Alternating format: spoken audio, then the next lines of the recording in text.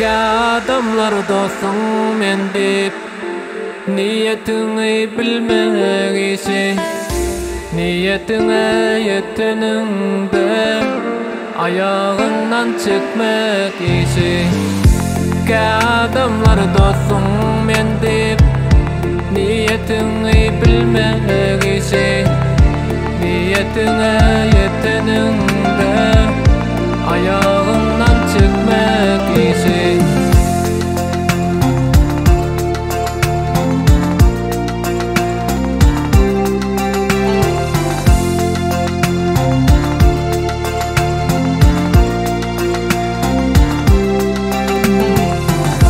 Yanımda vardın, yanımda yok vardın kanim yanında.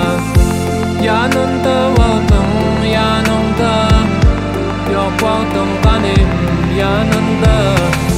Yok yerinde vaktında kıyvatını etmek işi. Yok yerinde vaktında kıyvatını etmek işi.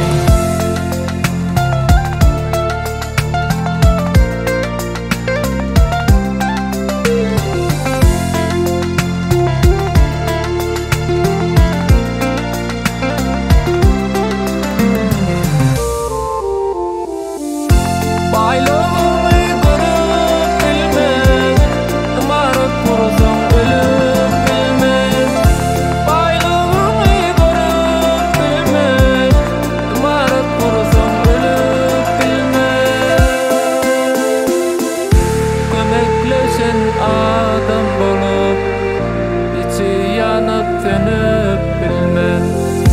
Kömekleşen adam bolup içi yanıp sönüp bilme. Nerede çoğaltın işli bolur, barlı vaktın dostlı bolur. Suda yüzen yılan bolup işlerine girmek işi.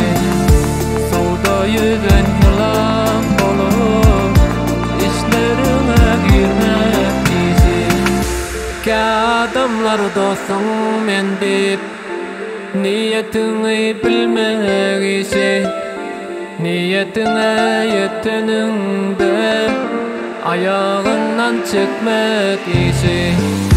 Adamlar dostum men dep niyetini bilmek işi, niyetine yetenin